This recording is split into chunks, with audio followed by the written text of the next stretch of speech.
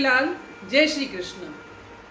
5 जुलाई 2021 जो जेके पाण विश्व सिंधी पकोड़ा दिवस मल्हाइण जो फ़ैसिलो कयो आहे, मां उन जो हार्दिक अभिनंदन थी कयां, स्वागत थी कयां ऐं तव्हां सभिनी खे उन जूं लख लख करोड़ करोड़ असंख्य असंख्य वाधायूं थी ॾियां।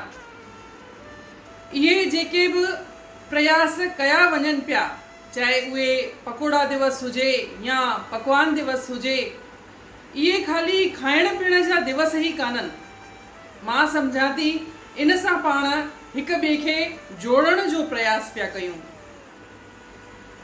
चवंदा आहिनि त कोई इंसान कंहिंजे दिलि में अगरि वसणु चाहींदो आहे त उहो पेट जे थ्रू ई दिलि में वेंदो आहे। त इहे पकोड़ा हिन भेरे तव्हां सभई पंहिंजे घर ठाहियो ऐं खाओ।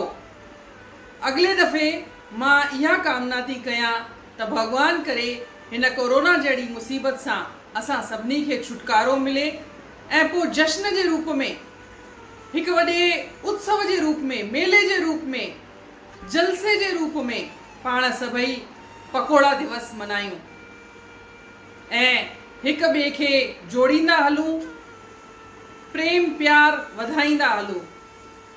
इन ई ॻाल्हि जी अॼु सभिनी खां वधीक ज़रूरत आहे।